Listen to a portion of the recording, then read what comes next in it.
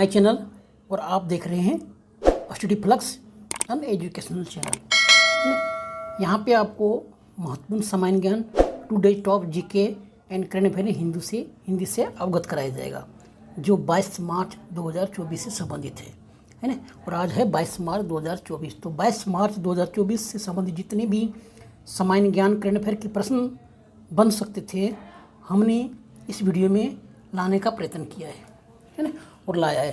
पहले हम पूरे वीडियो के बारे में डिस्कस करेंगे और फिर उससे संबंधित जो सामान्य ज्ञान के प्रश्न बन सकते हैं उसके बारे में भी आपके साथ हम बात करेंगे।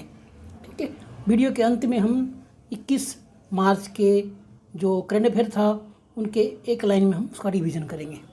ठीक है, तो चलिए स्टार्ट करते हैं दोस्तों। समय ज़्यादा नहीं गंवाते हुए, आपका महत्वपूर्ण समय हम ज़्यादा नहीं लेते हैं, शुरुआत करते हैं। ठीक है, करंट अफेयर जीके इन हिंदी, आज का महत्वपूर्ण करंट अफेयर। ठीक है, तो पहला प्रश्न है, चौथे संघाई सहयोग संगठन स्टार्टअप फोरम का आयोजन कहाँ किया गया। ठीक है, चौथे संघाई सहयोग संगठन स्टार्टअप फोरम का आयोजन कहाँ किया गया है ना। तो इसका जवाब क्या होगा, आपको इसमें से चुनना है। तो इनका जवाब, इसका कहाँ सहयोग संगठन कहाँ किया गया फोरम का आयोजन, ये नई दिल्ली में किया गया है ना। तो सही जवाब क्या होगा आपका, सी है ना, हाँ नई दिल्ली। नई दिल्ली में संघाई सहयोग संगठन का शॉर्ट फॉर्म SCO का स्टार्टअप फोरम का आयोजन किया गया। ठीक है,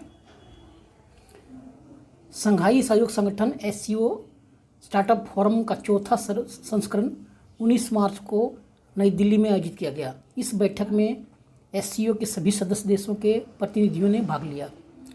संघाई सहयोग संगठन साल 2001 में स्थापित किया गया था। ठीक है, इसमें यूरेशियाई राजनीतिक, आर्थिक, अंतर्राष्ट्रीय सुरक्षा और रक्षा संगठन के बारे में चर्चा की गई। भारत साल 2017 में इस संगठन का सदस्य बना है ना। इसमें प्रश्न पूछा जाता है कि सहयोग संगठन में भारत इसका सदस्य कब बना था, 2017 में बना। और SCO का हेड ऑफिस कहाँ है, बीजिंग चाइना में। और स्थापित कब हुआ, 15 जून 2001 को।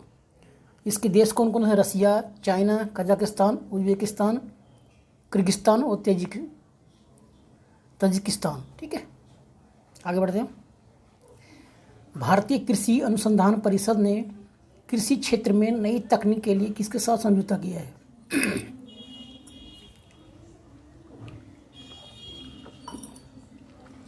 भारतीय कृषि अनुसंधान परिषद ने कृषि क्षेत्र में नई तकनीक के लिए किसके साथ समझौता किया है ना। तो आपका जवाब क्या होगा यहाँ पे, धानुका एग्रीटेक लिमिटेड के साथ है ना। तो सही जवाब क्या है आपका, सी है ना, धानुका एग्रीटेक लिमिटेड, यानी सी जवाब होगा सही। ठीक है, भारतीय कृषि अनुसंधान परिषद ICAR और धानुका एग्रीटेक लिमिटेड ने एक समझौता ज्ञापन हस्ताक्षर किया है। और इस समझौते का उद्देश्य है दोनों संस्थानों की दक्षता का उपयोग करके किसानों तक नई तकनीक को पहुंचाना। इसके तहत धानुका एग्रीटेक छोटे किसानों को कृषि उत्पादन से संबंधित प्रशिक्षण भी प्रदान करेगा।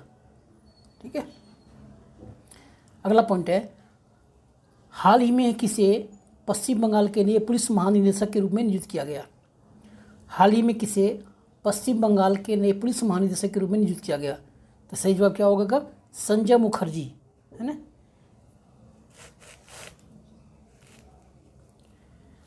संजय मुखर्जी है ना, ये होगा आपका जवाब। ठीक है,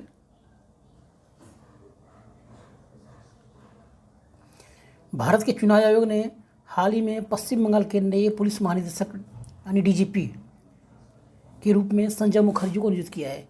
इससे पहले चुनाव आयोग ने राजीव कुमार को DGP के पद से हटाने का आदेश जारी किया था और संजय कुमार को नियुक्त किया। संजय कुमार 1989 बैच के IPS अधिकारी हैं। ठीक है, हाल ही में प्रतिष्ठित सरस्वती सम्मान 2023 के लिए किसे नामित किया गया है ना। हाल में ही प्रतिष्ठित सरस्वती सम्मान 2023 के लिए किसे नामित किया गया है। तो सही जवाब क्या होगा आपका, प्रभा वर्मा, सी है ना। प्रभा वर्मा को सरस्वती सम्मान के लिए चुना गया है।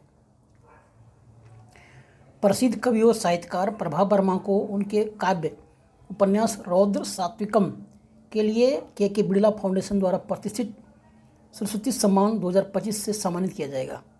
साल 1991 में स्थापित सरस्वती सम्मान देश के सबसे प्रतिष्ठित साहित्य पुरस्कारों में से एक है। यह हर साल किसी भारतीय भाषा में लिखी गई पिछले 10 वर्षों के भीतर प्रकाशित उत्कृष्ट साहित्यिक कृति को दिया जाता है। ठीक है, पहला सरस्वती सम्मान हरिवंश राय बच्चन को दिया गया था और सरस्वती सम्मान पाने वाली पहली महिला कवित्री है बालमणि अम्मा। ठीक है, अगला पॉइंट है इंडियन स्टील एसोसिएशन के अध्यक्ष के रूप में किसने पदभार ग्रहण किया। इंडियन स्टील एसोसिएशन के अध्यक्ष के रूप में किसने पदभार ग्रहण किया।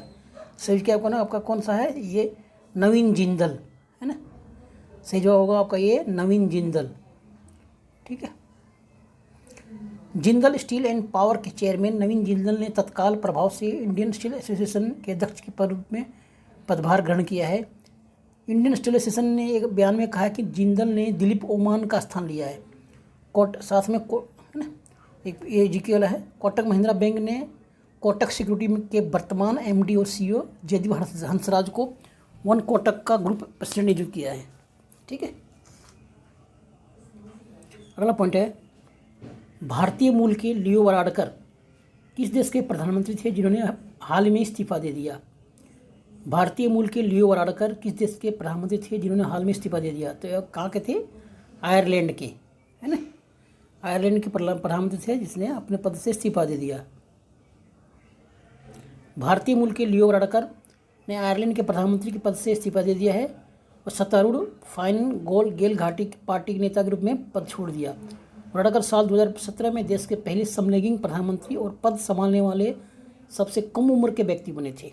ठीक है, अगला पॉइंट है विश्व वानिकी दिवस प्रतिवर्ष कब मनाया जाता है।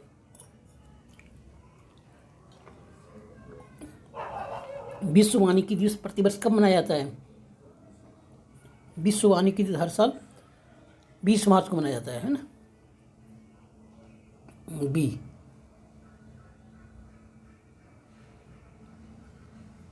सॉरी 21 मार्च को, सॉरी विश्व वानिकी दिवस हर साल 21 मार्च को मनाया जाता है ना। सी, ठीक है। दुनिया में लोगों को वनों और पेड़ों के महत्व को याद दिलाने के लिए हर साल 21 मार्च को विश्व वानिकी दिवस मनाया जाता है। संयुक्त राष्ट्र महासभा ने 2012 में विश्व वानिकी दिवस मनाए जाने का घोषणा की थी।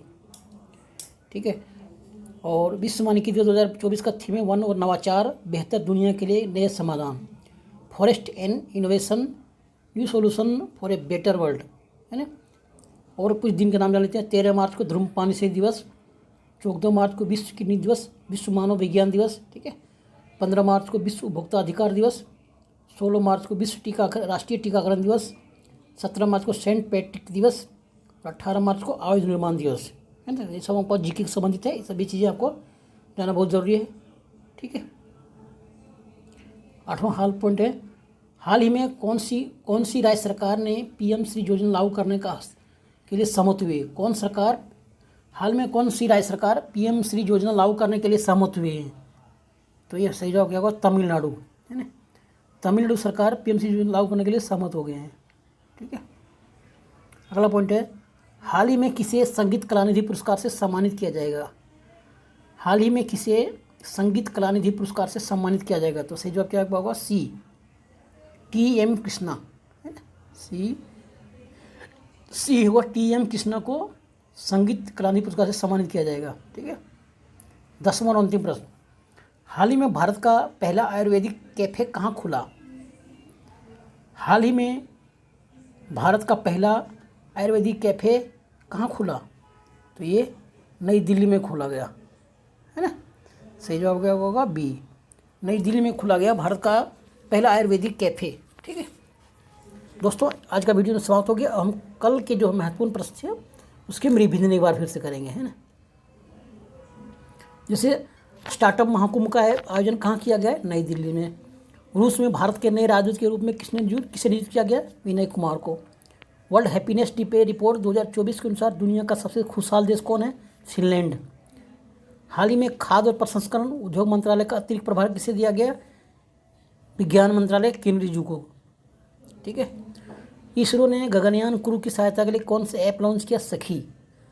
हाल ही में तेलंगाना के प्रभारी राज्यपाल के रूप में किसने अतिरिक्त जिम्मेदारी संभाली, झारखंड के राज्यपाल सीपी राधाकृष्णन ने। पुदुचेरी को, झारखंड को, तेलंगाना, 3 जगह संभाल रहे हैं ये। इंटरनेशनल डे ऑफ हैप्पीनेस प्रतिवर्ष कब मनाया जाता है? 20 मार्च को। भारत का पहला ऑयल पॉम प्रोसेसिंग संयंत्र किस राज्य में शुरू किया गया? अरुणाचल प्रदेश में। हाल ही में नेपाल सरकार ने आधिकारिक तौर पर देश की पर्यटन राजधानी किसे घोषित किया? पोखरा को। हाल ही में नो योर कैंडिडेट ऐप को लॉन्च किया तो चुनाव आयोग ने, है ना। तो दोस्तों इस भाग में इतनी चीज़ें बात करेंगे हम। मिलते हैं अगली वीडियो में टॉपिक के साथ में। वीडियो को लाइक और सब्सक्राइब जरूर कर लीजिएगा और अपने दोस्तों के साथ शेयर करना बिल्कुल ना भूलें। Thank you.